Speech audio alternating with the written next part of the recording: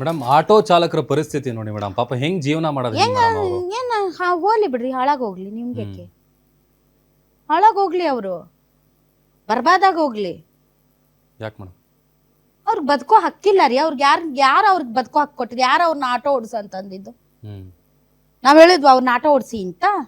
ಇಲ್ಲ ಸಿದ್ದರಾಮಯ್ಯನವ್ರು ಹೇಳಿದ್ರಾ ಅವ್ರಿಗೆ ಆಟೋ ಓಡಿಸಿ ಅಂತ? ಮುನಿಯಪ್ಪನವ್ರು ಹೇಳಿದ್ರಾ? ಇಲ್ದೇ ಇದ್ರೆ ಮೋದಿಯವ್ರು ಹೇಳಿದ್ರಾ? ಯಾರು ಹೇಳಿದ್ರಿ ಅವ್ರಿಗೆ ಆಟೋ ಓಡಿಸಿ ಅಂತ? ಬೇರೆ ಏನಾದ್ರೂ ಮಾಡ್ಬೇಕಾಗಿತ್ತಪ್ಪ, ಚೆನ್ನಾಗಿ ಓದ್ಬೇಕಾಗಿತ್ತು, ಇಂಜಿನಿಯರ್ ಡಾಕ್ಟರ್ ಆಗ್ಬೇಕಾಗಿತ್ತು. ಏನು ನಿಮ್ಮಿಬ್ಬರಿಗೇನಾ ಇಡೀ ಪ್ರಪಂಚಕ್ಕೆ ಯುದ್ಧ ರೀ? ಇಡೀ ಪ್ರಪಂಚನೇ ಅಳಗಾಡ್ತಾ ಇದೆ ಅಂತದ್ರಲ್ಲಿ ನೀವೇನ್ ದೊಡ್ಡ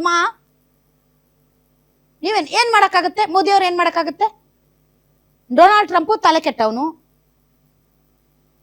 ಇರಾನು ಕೂಡ ತಲೆ ಕೆಟ್ಟಿದ್ದ ದೇಶ. ಏನ್ ಮಾಡಕ್ಕಾಗತ್ತೆ? ಸಾಯ್ರಿ ನೀವು ಅನ್ನೋ ಪರಿಸ್ಥಿತಿಗೆ ಬಂದ್ಬಿಟ್ಟಿದ್ದಾವೆ ಸರ್ಕಾರಗಳು. ಯಾಕೆ ನಮ್ಮ ಜನನೂ ಅಷ್ಟೇ. ಮೊನ್ನೆ ಶನಿವಾರ ಇದೇ ವಿಚಾರಕ್ಕೆ ಸಂಬಂಧಪಟ್ಟಂತೆ ನಾನು ಮಾತಾಡಿದ್ರೆ ನೀವು ಕಮೆಂಟ್ಸ್ ನೋಡ್ಬೇಕು. ಯುದ್ಧ ನಿಲ್ಸಮ್ಮ, ಹೋಗಮ್ಮ ನೀನು, ಯುದ್ಧ ನಿಲ್ಸು, ಏನ್ ದೊಡ್ಡದಾಗಿ ಭಾಷಣ ಹೊಡಿತಾ ಇದೆಯಾ ಇಲ್ಲಿ? ಯುದ್ಧ ನಿಲ್ಸು.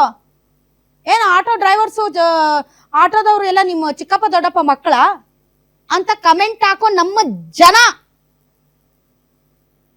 ಜನರ ಬಗ್ಗೆ ನಾನು ಹೇಳ್ತಾ ಇದ್ದೀನಿ ಬಿಡಿ. ಬೇರೆಯವರು ಬೇರೆ ದೇಶದವ್ರ ಬಗ್ಗೆ ಹೇಳ್ತಾ ಇಲ್ಲ, ನಮ್ಮ ಜನ ಹೇಳೋದು, ನನಗೆ ಕಮೆಂಟ್ಸ್ ಹಾಕೋದು. ನೀನ್ ಹೋಗಿ ಯುದ್ಧ ನಿಲ್ಸು. ಅವ್ರಿಗೆ ಯಾರು ಆಟೋ ಓಡಿಸಂದಿದ್ದು? ಬೇರೆ ಕೆಲಸ ಮಾಡ್ಬೇಕಪ್ಪ, ಬೇರೆ ಕೆಲ್ಸಗಳಿಗೆ ಹೋಗಕ್ ಕೇಳು.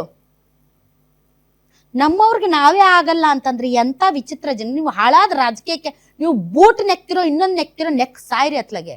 ಆದ್ರೆ ಜನರು ಹೊಟ್ಟೆಗೆ ಹಿಟ್ಟಿಲ್ದೆ ಸಾಯ್ತಾ ಇದಾರ್ರಿ ಆಟೋ ಡ್ರೈವರ್ಸು.